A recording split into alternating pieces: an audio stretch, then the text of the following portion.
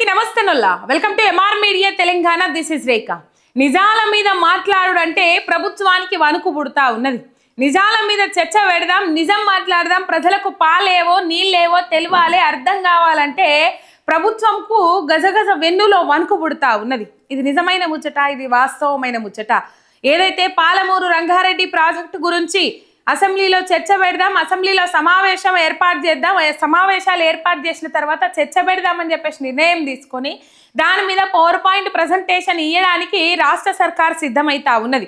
మాకు కూడా power point ప్రజెంటేషన్కి అవకాశం ఇయ్యండి, లేకపోతే న్యాయం చేసినట్టు కాదు అని చెప్పేసి ఇక మాట్లాడడానికి ఇలా మైక్ ఇయ్యని విధానాన్ని చూస్తేనే అర్థమైంది. ఇంకా వాళ్ళు పవర్ పాయింట్ ప్రజెంటేషన్ ఇస్తారా, ప్రజెంటేషన్కి అవకాశం ఇస్తారా? ప్రతిపక్షానికి ఇయ్యను. మొత్తం మీద నిజం మాట్లాడితే కాంగ్రెస్ సర్కార్కు భయం అవుతున్నది, కాంగ్రెస్ ఎమ్మెల్యేలకు భయం అవుతున్నది, రేవంత్ రెడ్డికి భయం అవుతున్నది, మంత్రులకు కూడా భయం అవుతుంది.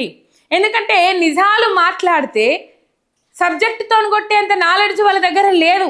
ఇది క్లియర్ కట్గా అర్థమైతా ఉన్నది.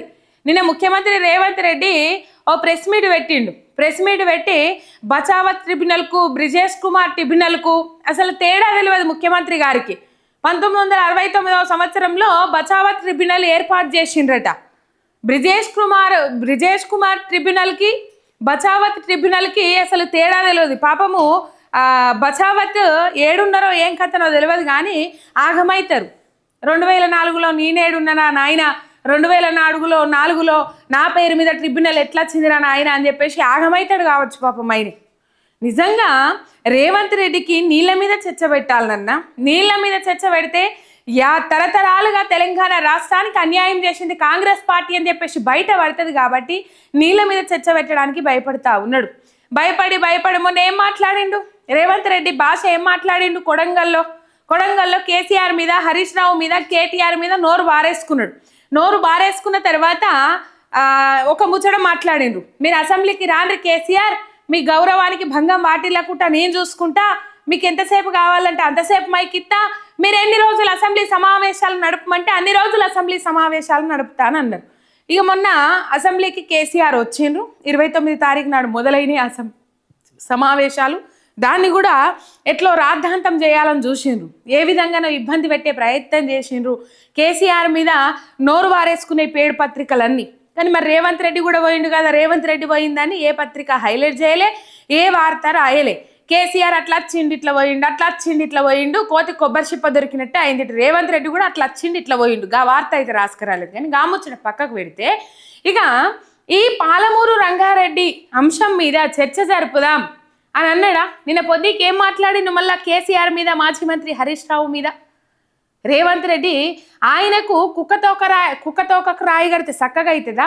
ఎలకతోక తెచ్చి ఎన్ని నాళ్ళు ఉతికినా నలుపే కానీ తెలుపు కాదు అన్నట్లు మొత్తం మీద రేవంత్ రెడ్డికి ఎన్ని విధాల ప్రజలు భాషను చీదరించుకున్నా, ఎంతమంది నాయకులు అసహించుకున్నా, సొంత పార్టీ నాయకులే దూరం పెట్టినా, ఆయన భాషను వాళ్ళు ఎంకరేజ్ చేయకపోయినప్పటికీ కూడా రేవంత్ రెడ్డి అదే సావు భాష తప్ప ఇంకా ఏమీ వస్తలేదు. నిన్నేం మాట్లాడిండు రేవంత్ రెడ్డి? మళ్ళీ కేసీఆర్ని తిట్టిండు, మళ్ళీ హరీష్ రావును తిట్టిండు. ఇట్లనే తిట్టుకుంటూ పోతా ఉన్నాడు తప్ప ఇంకేమీ లేదు. ఇక ఈయన నాట కేసీఆర్ అసెంబ్లీకి వస్తే కావాల్సినంతసేపు మైక్ ఇస్తాడట, లేకపోతే ఎన్ని రోజులు అసెంబ్లీ సమావేశాలు పెట్టమంటే అన్ని రోజులు అసెంబ్లీ సమావేశాలు పెడతారట. ఇక్కడ సబ్జెక్టుతో కొడదాం, మాట్లాడదాం అంటేనే మైక్ ఇస్తలేరు, కట్ చేస్తారు. ఏమైనా మాట్లాడితే ఇలా ముఖ్యమంత్రి గారినట విమర్శించొద్దట స్పీకర్ గారు మాట్లాడుతూ ఉన్నారు. మరి రాహుల్ గాంధీ ప్రధానమంత్రి నరేంద్ర మోదీని విమర్శిస్తలేడా? మాట్లాడతలేరా? ఇట్లాంటి పరిస్థితులు లేవా? ఏమో మరి స్పీకర్ ఎవరు చెప్పడానికి, విమర్శించద్దు అని చెప్పడానికి ఏమైనా ప్రొటెక్షన్ కల్పిస్తానరా స్పీకర్ రేవంత్ రెడ్డికి? ఒక వలయం ఏర్పాటు చేసిండ్రా, సెక్యూరిటీ వలయం ఏర్పాటు చేసుకొని సెక్యూరిటీగా ఉన్నారా ముఖ్యమంత్రికి? లేరు కదా. రైట్, ఆ ముచ్చట పక్కకు పెడితే ఈ పాలమూరు రంగారెడ్డి ప్రాజెక్టుల మీద రేవంత్ రెడ్డి మాట్లాడిన మాటలకు లెక్కలతో సహా కౌంటర్ ఇచ్చిండ్రు మాజీ మంత్రి హరీష్ రావు గారు. ఈ ఏదైతే అపెక్స్ కౌన్సిల్కి సంబంధించిన లెటర్లతో సహా ఎప్పుడు ఏ విధంగా చర్చించిండ్రు, ఎందుకు ఈ అపెక్స్ కౌన్సిల్ పెట్టిండ్రు, ఆ అపెక్స్ కౌన్సిల్లో ఏం ముచ్చట్లు మాట్లాడిర్రు, ఈ అంశాలన్నీ చర్చించిండ్రు మాజీ మంత్రి హరీష్ రావు గారు. ట్విట్టర్ వేదికగా ట్వీట్ చేసిండ్రు, రేవంత్ రెడ్డికి సురుకులు తలిగేటట్టు చేసిండ్రు. ఒకసారి మాజీ మంత్రి హరీష్ రావు గారు లేవనెత్తిన అంశాలను చూద్దాం. సీఎం రేవంత్ రెడ్డి వ్యాఖ్యలపై మాజీ మంత్రి హరీష్ రావు ఆగ్రహం. ఈ రోజు రేవంత్ రెడ్డి తన నోటి నుంచి టీఎంసీల కొద్ది అబద్ధాలు, క్యుసెక్కుల కొద్ది అజ్ఞానాన్ని పారించారు. అబద్ధాలకు బ్రాండ్ అంబాసిడర్ అనుముల రేవంత్ రెడ్డి. నటనకిచ్చినట్లు అబద్ధాలకు కూడా ఆస్కార్ గనక ఇస్తే అంతర్జాతీయంగా అందరి నోర్లు ఏకతాటి మీదకి వచ్చి రేవంత్ రెడ్డిని ఎంపిక చేస్తారు. బేసిన్లపై బేసిక్ నాలెడ్జ్ లేదన్న సంగతి బహిరంగ సత్యం. ఏ బేసిన్లో ఏది ఉన్నది, బనకచెర్ల ప్రాజెక్ట్ ఏ బేసిన్లో ఉన్నది మాట్లాడినరు కదా మొన్న. రైట్, ఆయనకు ఆ నాలెడ్జ్ లేదని అందరికీ తెలుసు. కానీ అది ఆయన తప్పు, రేవంత్ రెడ్డి తప్పే. వచ్చి 2 ఏళ్ల పొద్దైనా నీళ్ళ మీద అవగాహన తెచ్చుకోకపోవడం రేవంత్ రెడ్డి తప్పు, ఇరిగేషన్ మినిస్టర్ తప్పు. రైట్, మొత్తం ఇది వాళ్ళ కొత్తగా తెలిసింది. ముఖ్యమంత్రికి బచావత్ ట్రిబ్యునల్కు బ్రిజేష్ ట్రిబ్యునల్కు కూడా తేడా తెలియదని వెల్లడైంది. పాపం కీర్తిశేషులైన బచావత్ గారు ఏ లోకంలో ఉన్నారో కానీ ముఖ్యమంత్రిగా మీరు ప్రదర్శిస్తున్న అజ్ఞానాన్ని చూసి ఎంత మదన పడుతున్నారో. నోటితో మాట్లాడుతూ నొసటితో వెక్కిరించడం రేవంత్ నైజం. సభకు వస్తే కేసీఆర్ను అవమానించమని ఒకవైపు చెబుతూనే అదే ప్రెస్ మీట్లో కేసీఆర్ను కసబ్తో పోల్చుతావా?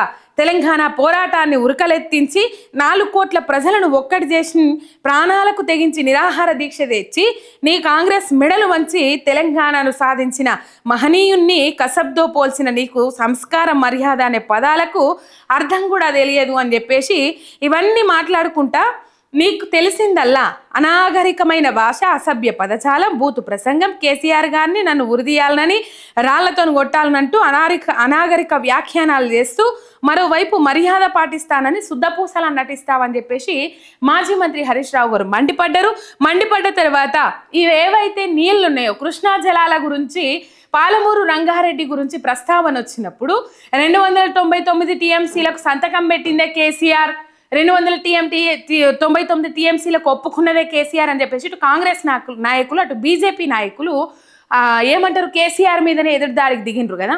నీళ్ళెత్తకపోయి చంద్రబాబు నాయుడు సపోర్ట్ చేస్తలేరు కానీ కేసీఆర్ మీదనే ఎదురుదాడికి దిగిండ్రు కదా, దానికి కౌంటర్ ఇచ్చిండ్రు. రైట్, ఒకసారి చూద్దాం. కృష్ణాలో 763 టీఎంసీలు నువ్వు అడుగుతుంటే కేసీఆర్ 299 టీఎంసీలకు ఒప్పుకున్నాడని నిర్లజ్జగా నిస్సిగ్గుగా అబద్ధాలాడినవు. కేసీఆర్ గారు 299కి ఒప్పుకున్నది నిజమైతే మొత్తం 811 టీఎంసీలు పునఃపంపిణీ చేయాలని రాష్ట్రం వచ్చిన 42 రోజుల్లోనే ఎందుకు లేఖ రాసిండ్రు? ఈ రోజు నువ్వు కొత్తగా 71% వాటా తెలంగాణకు రావాలని మాట్లాడినావు. ఆనారే కేసీఆర్ ఏం చేసిండ్రు? 811 టీఎంసీలలో 69% తెలంగాణకు దక్కాలని డిమాండ్ చేసిన విషయం నీకు తెలియదా? ఇక్కడ ఏదైతే అపెక్స్ కౌన్సిల్ 1 కాపీ ఉంటుందో ఆ కాపీ వివరాలను దీంట్లో పెట్టిండ్రు మాజీ మంత్రి హరీష్ రావు. ట్విట్టర్ వేదికగా ట్వీట్ చేసిండ్రు కదా. Right, Brijesh tribunal final award వచ్చే వరకు 50-50 నిష్పత్తిలో నీటి పంపిణీ జరపాలని ఎందుకు 28 లేఖలు రాస్తాయి? 2 అపెక్స్ మీటింగ్లో కేంద్రాన్ని ఎందుకు నిలదీస్తారు? అపెక్స్లో మీటింగ్ మినిట్స్ పంపిస్తున్నా కళ్ళు పెద్దగా చేసి చదువుకో రేవంత్ రెడ్డి. ముందు నుంచి చదువుకుంటావో, వెనక నుంచి చదువుకుంటావో, అడ్డంగా చదువుకుంటావో, నిలువుగా చదువుకుంటావో, చిన్నప్పుడు చదివినట్లు చదువుకుంటావో నీ ఇష్టం, కానీ ఇష్టం ఉన్నట్లు చదువుకో. సెక్షన్ 3 ద్వారా కృష్ణా జలాల పునఃపంపిణీ జరిపిస్తామని కేంద్రం హామీ మేరకు కేసు విత్డ్రా చేసుకున్న సంగతి నీకు తెలియదా? ఎందుకు ఈ నిజాన్ని దాచిపెట్టి గోబల్స్ ప్రచారానికి ఒడిగడుతున్నావు? తెలంగాణను సాధించి ప్రజలకు ఎంత మేలు చేశారో 9 ఏళ్ల పోరాటంలో సెక్షన్ 3 కృష్ణా జలాల పునఃపంపిణీ సాధించి అంతటి మేలును తెలంగాణ ప్రజలకు చేసిన మహనీయుడు కేసీఆర్. ఆయనను విమర్శిస్తే సూర్యుడి మీద ఉమ్మేసినట్లే. అన్ని నదుల నీళ్లు జూరాలకే వస్తాయి, కొత్తగా శ్రీశైలంకు వచ్చేది ఏందని అతి తెలివితో అజ్ఞానంతో మాట్లాడుతున్నావు. తెలియక ఈ ముచ్చట్లన్నీ. రైట్, తుంగభద్ర అనే నది ఉన్నదని నీకు తెలుసా? ఆ నది ద్వారా 450 నుంచి 600 టీఎంసీలు ప్రతి సంవత్సరం శ్రీశైలంకి వస్తాయనే కనీస జ్ఞానం కూడా నీకు లేకపోయి.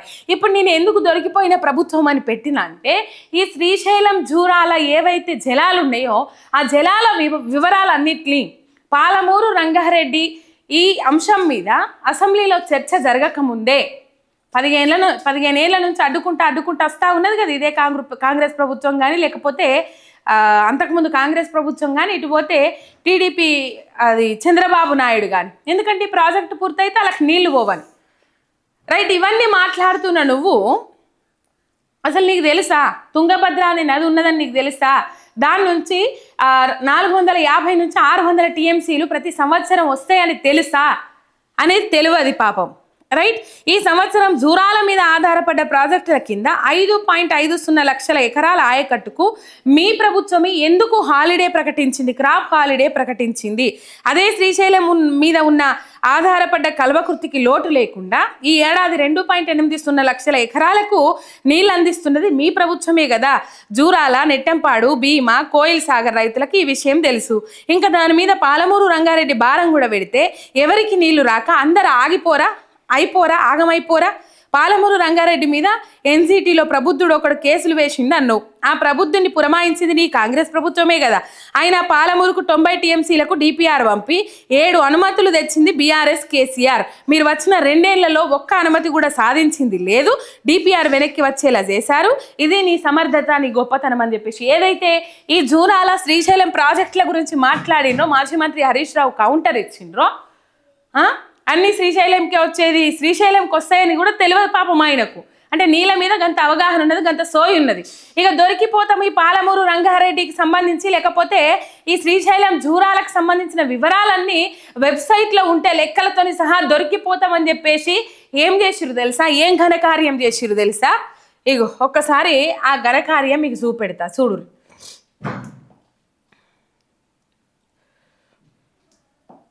ఇగో తీసేసిరు చూడురుల్లా. జూరాల శ్రీశైలంకు సంబంధించిన వెబ్సైట్లో అధికారిక లెక్కలు ఏవైతే ఉంటాయో ఆ లెక్కలన్నీ తీసేసిండ్రు. నో డాటా టు డిస్ప్లే అంట చూడుర్రి. ఈ సర్కారు గొప్పతనం ఇది. ఈ సర్కారు సోయి లేని తనం ఇది. సోయి ఉన్నది కానీ పాపం భయం, వణుకుతున్నారు. నిజాల మీద చర్చ పెట్టాలంటే వణుకుతున్నారు. ఇప్పటికే ప్రభుత్వము తీవ్రమైన వ్యతిరేకతతో ప్రజలలో కొట్టుమిట్టాడుతూ ఉన్నది. ఆగమైంది మన పరిస్థితి. మనల్ని రాళ్ళు పట్టి కొట్టే పరిస్థితి. నిన్న అన్నారు కదా కేసీఆర్ను, హరీష్ రావును రాళ్ళు పట్టి కొట్టాలి, లేకపోతే ఉరి తీయాలని చెప్పేసి మాట్లాడిరు కదా. ఇలా మీ ఎమ్మెల్యేలు కదా సారు తిరగలేకపోతా ఉన్నారు ప్రజలల్లా. మీ ఎమ్మెల్యేలను కదా రాళ్ళు పట్టి కొట్టినంత పనిచేస్తుర్రు. మొన్న సర్పంచ్ ఎన్నికలలో చూడలే ఎంతమంది ఎమ్మెల్యేలకు వ్యతిరేకత ఎదురైంది అనేది. అట్లా ఎదురైతుంది మీకు. రాళ్ళు పెట్టి కొట్టి ఉరికిచ్చినంత పని చేస్తారు మిమ్మల్ని. ఇక ఆ వ్యతిరేకతకి ఈ వ్యతిరేకత మూట కట్టుకుంటే ఆగమైతుంది కథ అని చెప్పేసి అధికారిక వెబ్సైట్లలో నుంచి వివరాలు మొత్తము డిలీట్ చేస్తూ ఉన్నారు. ఈ వివరాలన్నీ ఉండాలి. కృష్ణా రివర్కి సంబంధించి current storage, live storage, Krishna రివర్కి సంబంధించి తుంగభద్ర రివర్, తుంగభద్ర నది గురించి పాపం ఆయనకు తెలియదు. నిన్న తెలియక మాట్లాడిండు. 450 టీఎంసీల నుంచి 600 టీఎంసీలు వస్తున్నాయి నీళ్లు. అది తెలియదు కాబట్టి పాపం ఏం చేసిండు, నేను తప్పు మాట్లాడినా ఆగమైంది కథ. శ్రీశైలం జూరాలకు సంబంధించిన వివరాలు వెబ్సైట్లో లేకుండా చేయాలని చెప్పేసి అధికారిక వెబ్సైట్లలో నుంచి ఇవి తీసేసిరు. ఇది అంతకుముందు తీసుకున్న స్క్రీన్ షాట్. ఈ వివరాలన్నీ ఇక్కడ లేవు చూడు. డాటా అవైలబుల్ ఫ్రమ్ 1/6/2015 నుంచి డాటా ఉంటుంది. కానీ ఏం చేసిండ్రు, మొత్తం డాటా నో డాటా డిస్ప్లే అని చెప్పేసి కనబడతలేదు. ఈ వెబ్సైట్ నుంచి ఈ డాటా మొత్తం తీసేసిరు. ఈ దొంగ ప్రభుత్వం నాటకాలు గిట్లున్నాయి. ప్రజలకు, రైతులకు మంచి కోసమే కదా. నీ మహబూబ్ నగర్, నీ రంగారెడ్డి, నల్లగొండ జిల్లాల గురించే కదా ఇక్కడ పాలమూరు రంగారెడ్డి ప్రాజెక్టు గురించి ప్రతిపాదన తీసేసిర్రు. ఎవరికి మేలు చేయడం కోసం, ఎవరిని ఉద్ధరించడం కోసం తెలంగాణ ప్రాంతాన్ని ఎందుకు ఎండబెట్టాలని కక్ష కట్టిర్రు, కుట్రలు వండుతా ఉన్నారో తెలంగాణ సమాజానికి సమాధానం చెప్పాలి. దొరికిపోయింది, అడ్డంగా దొరికిపోయింది. రైట్. ఒక సబ్స్క్రైబ్ చేసుకొని సపోర్ట్ చేయండి. మీ ఎంఆర్ మీడియా తెలంగాణ.